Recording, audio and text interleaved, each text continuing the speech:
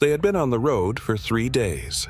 Captured in the chaos of a collapsing front, a small group of German women POWs, signal operators, medics, and clerks were being escorted to a temporary holding camp.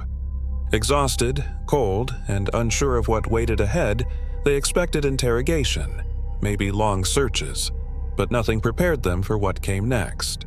When they reached the camp, an officer stepped out, glanced at the group, and gave a curt command. "Line up." They obeyed, exchanging confused looks. The camp seemed calm, almost too calm.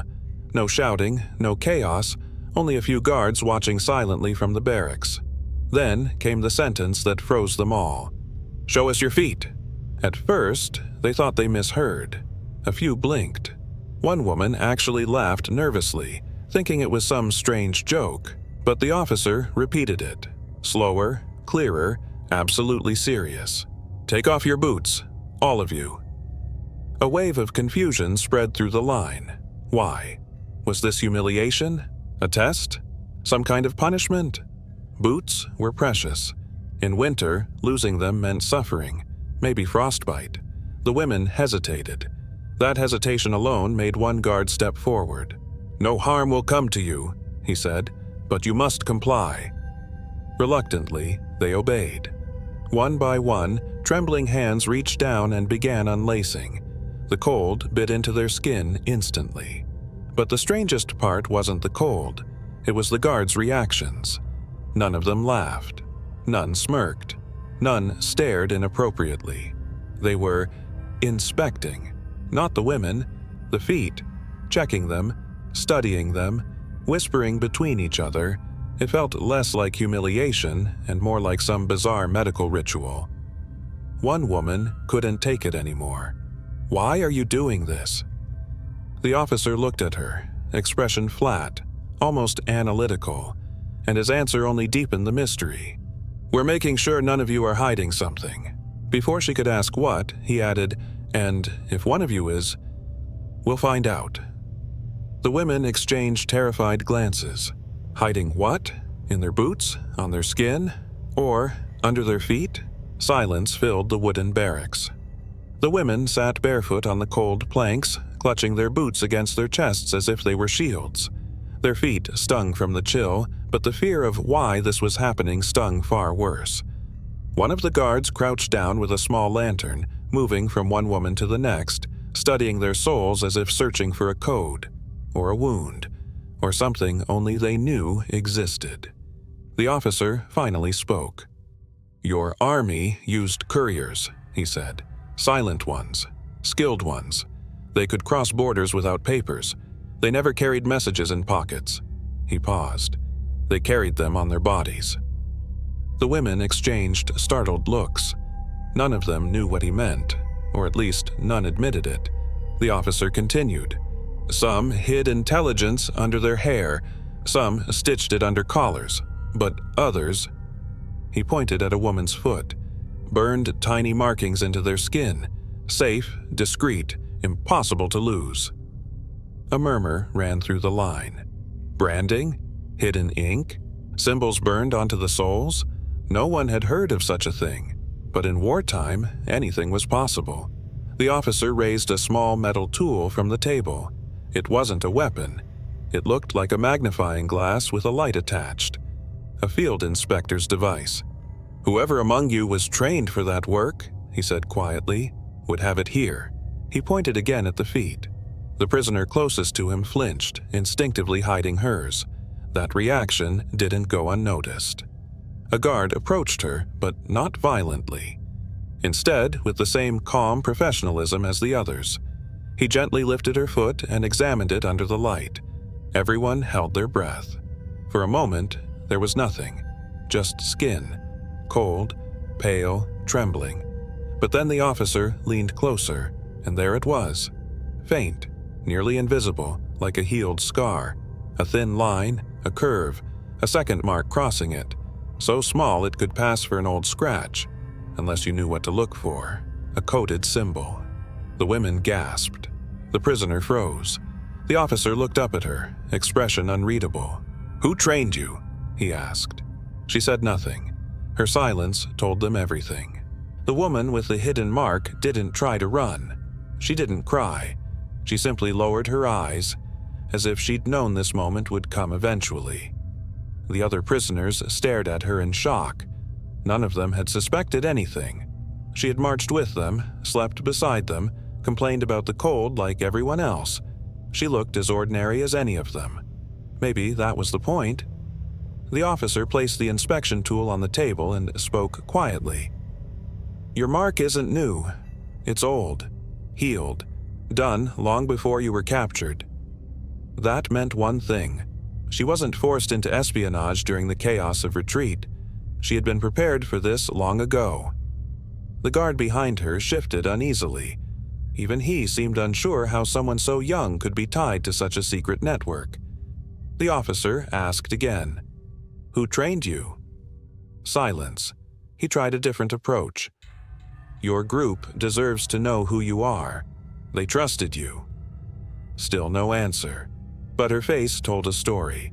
Not one of defiance, but of duty, of something she couldn't betray, not even now, not even to save herself. The officer sighed. "Look," he said, addressing everyone.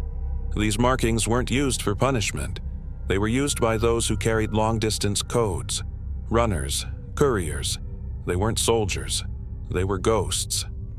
A murmur spread through the room. Ghosts. Agents who moved unseen, crossing borders silently, delivering intelligence carried not in pockets but on skin. Symbols burned or inked into places no one thought to search. The officer turned back to the woman. "If you speak, we can verify your story. If you don't, we only have the mark." Her hands trembled slightly, the first sign of emotion since the discovery. One of the other prisoners, a girl who had shared a bunk with her, whispered, "Why didn't you tell us? We would have helped you." The marked woman finally looked up. Tears formed in her eyes, not from fear, but from the weight of everything she had carried alone. "I couldn't," she whispered, her voice cracked, the first sound she had made since being taken. The officer leaned forward. "Then tell us one thing," he said. "Were you carrying a message when you were captured?" The room fell silent. Every woman held her breath. The marked courier stared at the floor for a long moment. Then she slowly shook her head. "No," she said. "Not anymore." The way she said it sent a chill through everyone. Not anymore. Which meant at some point, she had been carrying something. Something important. Something she had delivered or destroyed before they ever found her. And now, the question wasn't what she carried. It was who received it. The officer's question hung in the air like frost. Every woman in the barracks leaned forward, waiting, fearing what the courier would say next. Even the guards, who had kept professional composure until now, shifted uncomfortably. Something about her last words unsettled everyone. Not anymore. The officer's face tightened. "You say you weren't carrying anything when we detained you," he said slowly. "Then the real question is, what happened to the message before we found you?"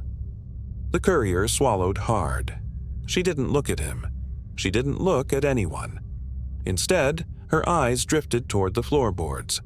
A tiny, involuntary movement, but enough for the officer to notice. He stepped closer. "Did you destroy it?" He paused.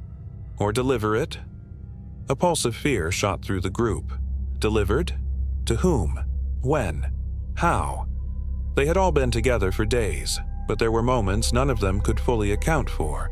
The night she had gone to fetch water, the morning she returned to the march slightly behind everyone else, the brief moments when she lingered at the back of the column.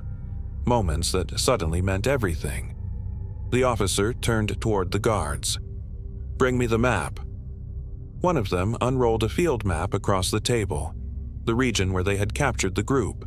Rivers, villages, old checkpoints. The officer tapped a finger on a symbol near the edge of the marked territory. "This area," he said. "You passed through it 2 days ago, before the capture. It's the only place where she was unaccounted for." The courier closed her eyes. A single tear slipped down her cheek. Another prisoner, the same bunkmate who tried to comfort her earlier, whispered softly, "What did you do?" The officer's voice hardened, but not with anger, with certainty. "She didn't destroy the message."